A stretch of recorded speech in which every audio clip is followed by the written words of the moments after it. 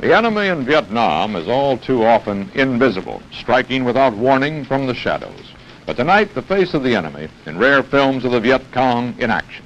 The film was shot by a communist cameraman, processed in Vietnam, taken to Paris for editing, now shown for the first time on American television. Charles Carroll, who has covered Vietnam's war in the field, is the narrator. This is propaganda film, properly heroic as propaganda film should be. But under the layers of singing warriors marching gaily to battle, there are also some truths about the enemy in South Vietnam. Some truths about the kind of enemy which uses as weapons the terrain and the night and the weather, which has proved that sampans and even in some circumstances bicycles can be used to better effect than tanks. And an enemy which has waged a markedly successful war against the larger force which we trained. This is an enemy which steals from us the weapons of the 20th century and supplements them with the weapons of the 16th century, the crossbow.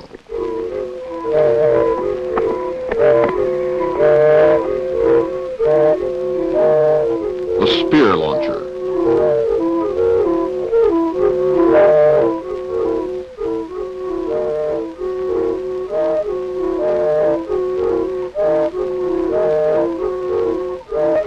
The spike.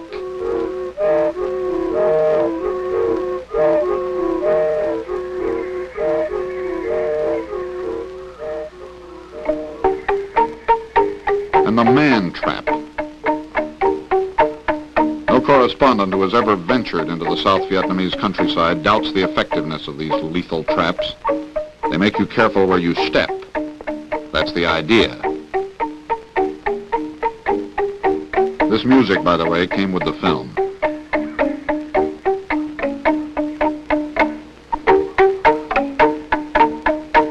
This is a smaller model of the man trap for 1 foot only.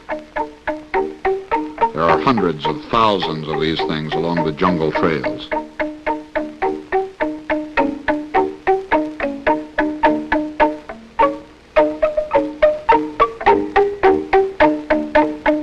Carefully covered over, weathered down, they're invisible.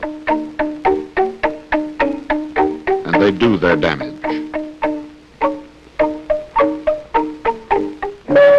On many a jungle path in South Vietnam, if you trip on a vine, you may release such a booby trap as this one, the porcupine.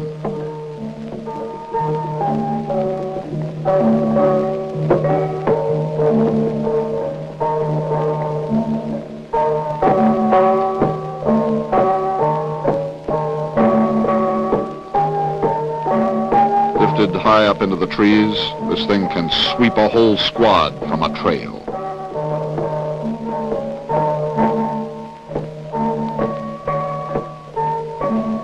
This is a bomb of spikes, fashioned to drop from above.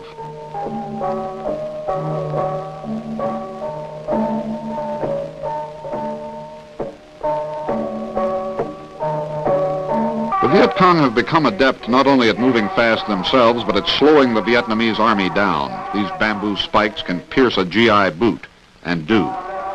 These are irregular troops of the Viet Cong, people from the villages in the universal black peasant costume, a kind of enemy very hard to know, who can fight for the Viet Cong at night and slip back into the villages in the daylight.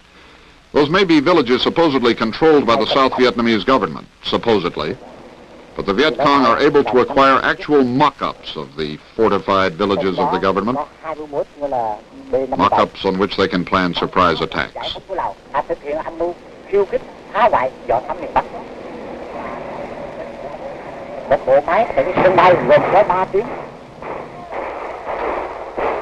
Those attacks are usually carried out by the Viet Cong regulars, uniformed, well hidden, usually armed with mortars and automatic weapons captured down the years from the French and the Americans, usually well trained.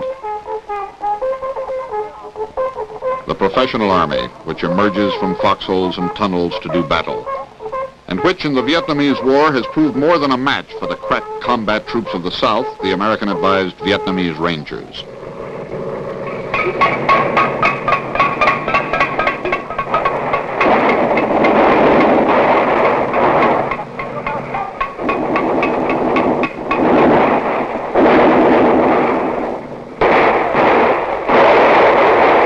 the sequences in this communist propaganda film were obviously staged for the cameraman. Some were obviously not. This is the kind of enemy which advances unseen, dodges patrols, cuts through barbed wire barricades, harasses American helicopter pilots. This happens every day.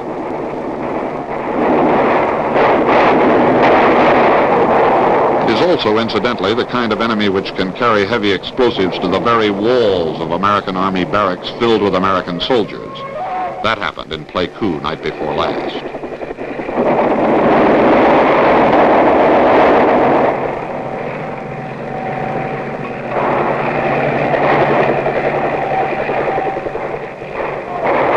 Kind of enemy which can bring down American planes, firing from unseen positions in the forest. The communist sources who provided this film say this is the wreckage of an American helicopter shot down 1 month ago, January 9th.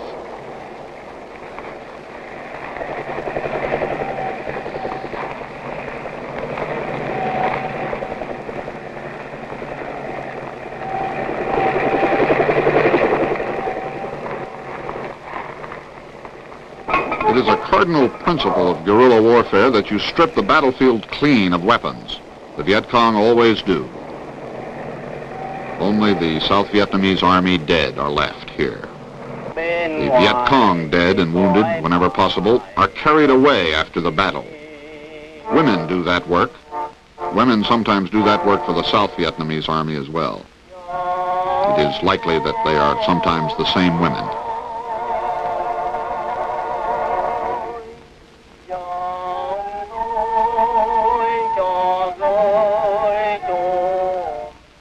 The flag says, "Determined to win." It's interesting to note that day before yesterday, before the raid on Camp Holloway, the Viet Cong attackers had infiltrated a village 1,000 yards from the airstrip, and not a single villager informed the Americans. Villagers understandably applaud for and provide food to whichever side seems to protect them best. These scenes, though obviously posed, are true enough. In much of the countryside, the Viet Cong are welcomed on the American gangster protection principle. This film, which we repeat is a Viet Cong propaganda film, makes life in the jungle seem a breeze. It is actually other than that. Not all Viet Cong soldiers sleep at night in comfortable hammocks made from parachutes. Most communist troops are very young as 14 or 15. They are pale from weeks in the jungle, they are very often hungry, and their lives must be exhausting. They cannot be imagined to receive mail from home very often. But frankly, they are making our life more miserable even than their own. Charles Kuralt, CBS News. These are the faces of the enemy, the leaders of the Viet Cong, the strategists of the hit-and-run jungle war which has kept the United States itself on the defensive. The rarely seen chief of the Viet Cong, Nguyen Hu To. For the propaganda film, he says, "We will fight on for the absolute victory of peace, democracy, and national liberation." Members of the Viet Cong Central Committee. Nguyen Van Noi, a member of the Cao Dai sect. Tik Hong Tu, a Buddhist. And Ho Hui Bu, identified as a Roman Catholic, leader of the Viet Cong. The Viet Cong headquarters is in no one place. It moves constantly, and when it moves, it takes its defense force with it. These pictures, while obviously posed for the camera, still do depict the extremes of mobility which the Viet Cong rely upon for concealment. From the air, these are peaceful fishing boats in the Mekong Delta. But they actually are the general headquarters of the communist forces, the Viet Cong Pentagon. South Vietnamese counterintelligence worries a lot about the location of the communist underground radio. Well, here it is. Or there it was. It moves too. Aboard another boat, a two-color handbill press, made, the communists say, by copying some old plans from a Japanese catalog. You come across these handbills in every village in the countryside.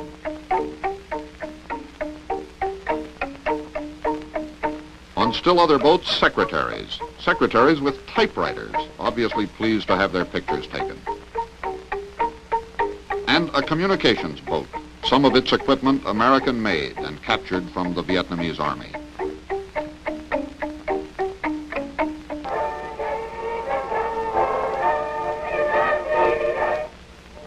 On November 24th, 1963, at Viet Hoa, only 20 miles west of Saigon, 300 of these Viet Cong guerrillas infiltrated a South Vietnamese Army camp and, on a signal from a bugle, suddenly opened fire. 36 government soldiers were killed, 26 more wounded, and after 40 minutes, the Viet Cong withdrew after seizing machine guns, rifles, and mortars like these. After the action, 4 American advisors were listed as missing and presumed captured. They were captured, as this film shows. The Communists and the Defense Department agree on their names.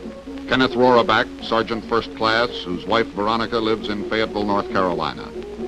Isaac Camacho, Sergeant First Class of El Paso, Texas. Claude McClure, Specialist Fifth Class, whose wife Rita lives in Chattanooga. And Sergeant George Smith of Chester, West Virginia. The Defense Department says they were captured in the midst of fierce hand-to-hand combat in the camp at Viet Hoa. They have been captives of the Communists and presumably constantly moving through the Vietnamese countryside for 15 months. Their ordeal committed to film now by the enemy in South Vietnam. Charles Kuralt, CBS News. But Bien Hoa, an area less than 50 miles south of Saigon, is the backdrop for some of tonight's communist propaganda film from behind Viet Cong lines. An indication, if we accept the communist word for it, of the relative impunity with which the guerrilla army can operate, even this close to the heavy concentration of Vietnamese and American troops around the capital. Charles Kuralt tells the story. This is a lesson in Viet Cong tactics. The South Vietnamese strategic hamlet of Cai Diet in Ben Tre province, fortified with earthworks, barbed wire, and guard towers. After it has been taken by the Viet Cong, they set about destroying its defenses. That will make it easier to take next time. The villagers pressed into service for the destruction will, if the usual form is followed, be pressed into service rebuilding it within a few hours when the South Vietnamese army moves back in. Aerial surveillance is one of the Viet Cong's most serious problems. This propaganda film makes constant references to the spotter planes and the helicopters overhead, and to the Viet Cong ingenuity in thwarting the spotters. In this case, a whole Viet Cong village is being dismantled and moved to another place.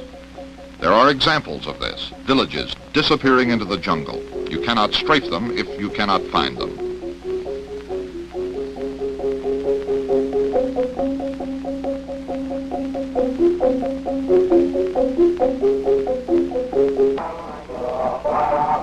The Viet Cong peasant customarily lives in his own village and fights in his own village area. The guerrilla army of the Viet Cong, organized into companies and battalions, takes their world with them. A container of boiled water and a ball of rice pressed in a piece of nylon parachute. One rice ball is the daily ration. It's as important as grenades or oil lamp or rifle. The rice is usually freely given. Sometimes it's extorted from the villagers. The South Vietnamese army, by the way, when in the field, gets its rice the same way. Sometimes freely given, sometimes extorted.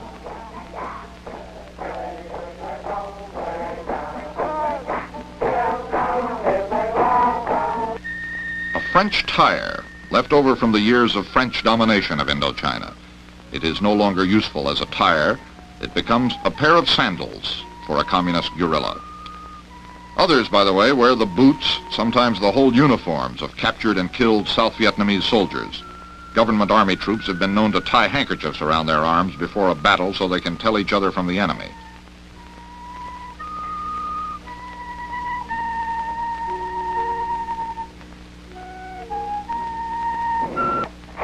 They make rice, they make shoes, and they make propaganda.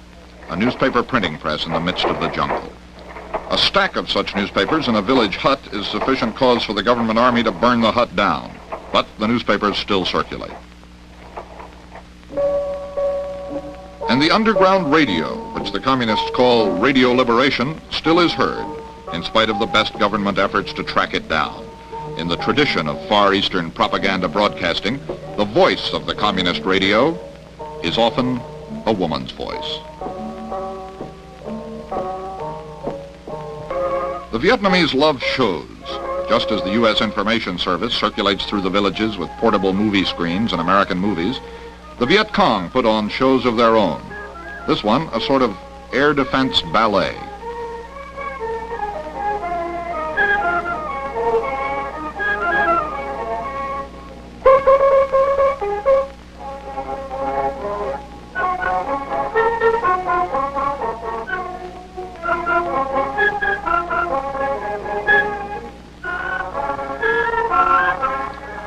The villain here is supposed to be an American soldier making advances toward a defenseless Vietnamese housewife.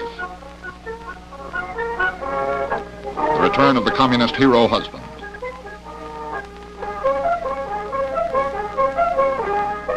The Viet Cong as rarely seen before, through Viet Cong eyes.